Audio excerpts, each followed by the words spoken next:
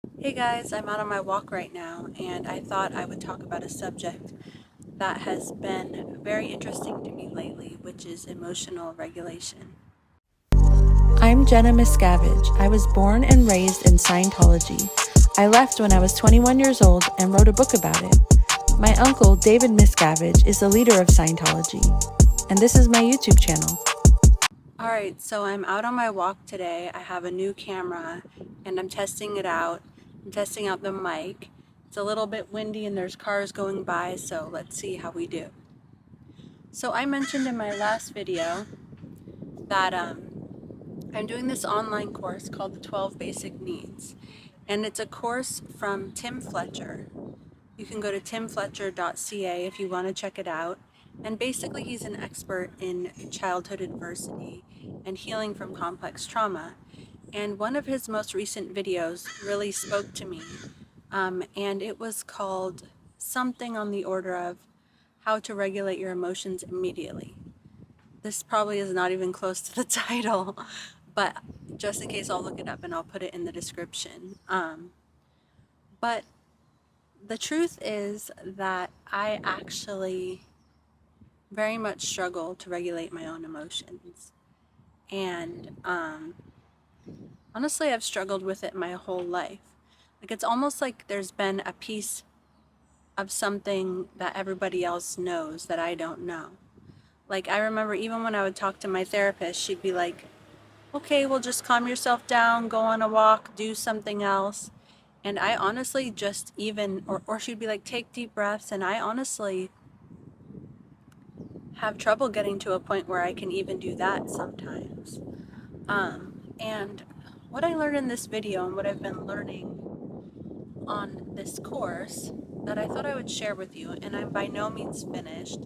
I'm honestly just starting out on it, so I'm no expert, but I just am so excited about it that I just wanted to share because I know a lot of people who watch my videos have experienced adversity in childhood or have just experienced lots of complex trauma or even a little bit of complex trauma. And I just feel like if it's something that's helping me, then maybe it's something that you guys would be interested in as well. So basically, it talks about how as a kid, when you have a need, you sort of express this need through crying, and then normally your parents would respond to this need by soothing you, and in doing so, they teach you how to soothe yourself over time. So for instance, like if a kid is crying because they're hungry, the parent comes over and pats them on the back and then feeds them. And then eventually this evolves into telling the kid where he can find his food or telling the child how to make food. And then by the time you're an adult, you are able to soothe yourself through example of your parents or your caregiver. And if you don't really have that, then you sort of miss out on something that is pretty important to gaining this skill on your own. And so when you're going back to try and fix this or to try and heal or just to try and deal with some of the fallout of childhood adversity, you basically you have the need, but you only have the toolkit of the baby that you were, or of the child, of like a 4-year-old. And so building up this toolkit and learning about this is something that I feel like I'm doing on this course, and I'm really just starting to learn about this, and I'm really excited. And so in this video, it talks about how to regulate your emotions, and it basically says that you need 3 things. And once again, I will link to this video because this is me paraphrasing it. It's what I took away from it, and I do not want to give anybody the half version or deprive you of really good and useful information. So please, please watch it.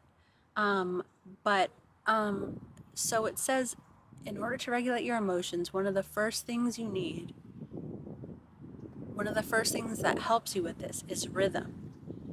And so this just sort of takes the edge off of things. I found that so interesting because different people do this in different ways. Whenever I get told to take a deep breath, it just doesn't work for me. Like, if I start paying too close attention to my breath, then I start hyperventilating. And it's a great example of rhythm that works for some people. It just does not work for me.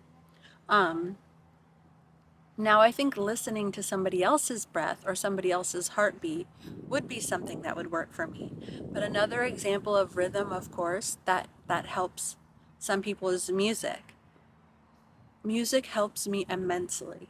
Like, I can't even tell you, like, I can put on my headphones and one song in, I feel like I've been taken out of a bad situation and transported. And it just helps me so much in the moment. It's like almost one of the only things that will truly calm me down.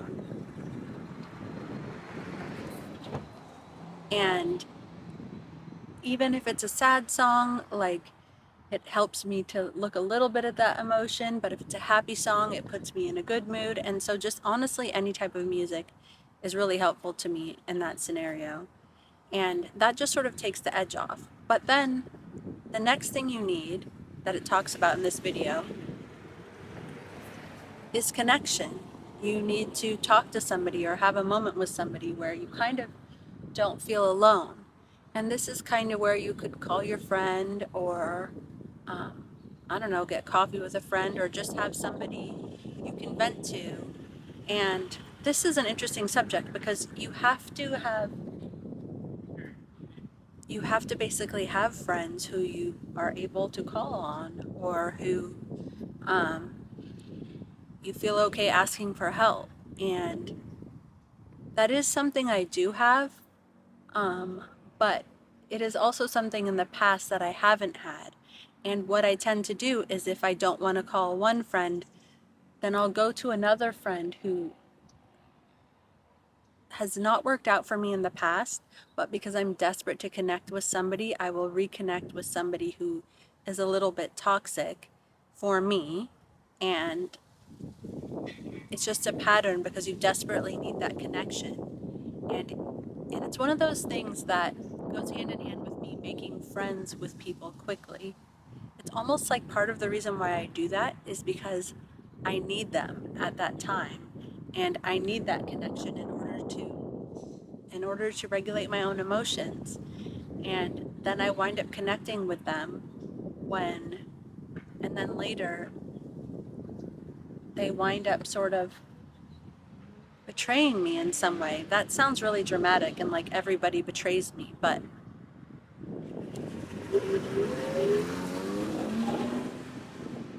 I don't think anybody who has betrayed me has intended to go out of their way to betray me. I think they're meeting their own emotional needs, and this sometimes results in them acting out or saying things that are hurtful. And I do think that on some level, it's important for me going forward to make friends with people who are, for the most part, emotionally healthy, which is something I struggle with because when you're somebody who's not always emotionally healthy, it's like, oh, and you need friends. It's like, oh, so I wouldn't be friends with somebody who's like myself. That doesn't really seem nice or fair. And the truth is that we all have to have boundaries. We all have to have limits on, I don't know how many things, how many sad stories or how much a friend can lean on us. But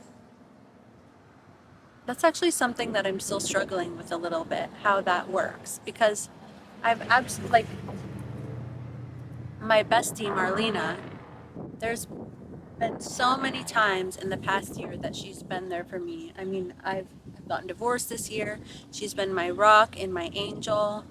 And also, I've been there for her very much in this past year, mostly the year before. I'm kind of useless this year. um, but yeah, but it's also mixed in with fun times and real connection and healthy times and things like that. So I never feel like she's always just like, I don't know, like sort of weighing me down. This sounds terrible. Anyways, Marlena's wonderful, and I probably have to delve into this subject a little bit more to sort of organize my thoughts, because loyalty means so much to me, and loyalty and friendship means so much to me, and not deserting people who are your friends when they need you because it's too much. But also sometimes things can become too much. And in the past, I've just stayed on and you know, stayed friends with people because I knew that they were a very good person at heart, but they maybe put me down a little bit, or they exhausted me, or they forced their opinions on me. They weren't respectful, and maybe that's the key point, is making sure that they are respectful to you and they're not being toxic to you in any way. There's a difference between leaning on someone for advice and support and sort of crossing someone's boundaries. Yeah, and putting them down or being controlling or something like that. And I think that's the key issue. Anyways, I really went on a tangent there. So the first thing is rhythm, which breathing is great, music is great. I meant to mention under that same category that walking is a great thing as well. And it's something that I do. I can exert some energy, and also just the steps of walking, just that rhythm, it just helps soothe me. Even driving can be rhythmic. So the next step is connection. So call a friend, try not to reconnect with old friends just because you need them, or try not to force intimacy with new friends just because you're desperate. And so this of course brings up the issue of making friendships that are safe and healthy and taking time to get to know people. And this is the subject of a whole other video.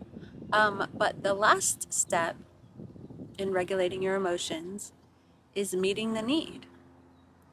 And this course talks about the 12 basic needs.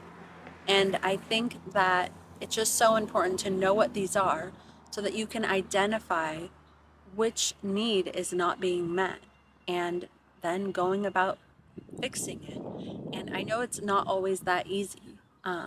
Like sometimes I can get dysregulated because I feel insecure or lack of security, you know, just say since I've been divorced this year. And I can't just, fulfill that need.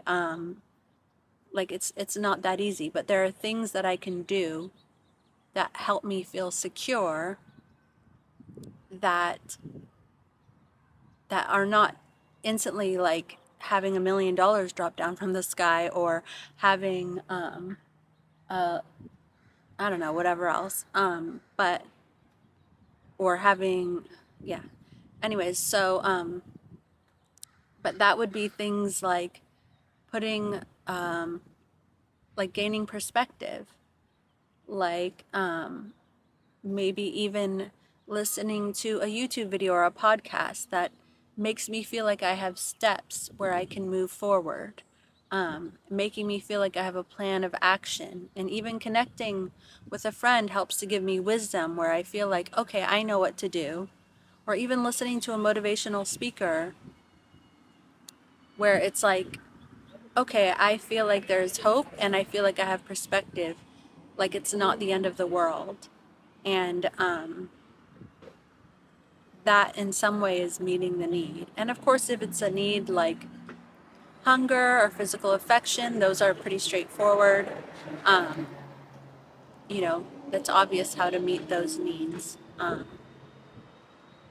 So yeah, so those are the 3 steps: rhythm, connection, and meeting the need. And before that is identifying the need. So I just wanted to share that with you guys. I'm going to continue on my walk now, and thanks for hanging out with me. I hope this camera is nice, and I hope after recording all of this you can hear me. All right, have a great day, you guys. Don't forget to check out Sins of Scientology on YouTube. And if you haven't read my book already, you can find it on Amazon. It's called Beyond Belief: My Secret Life Inside Scientology and My Harrowing Escape. All right, bye.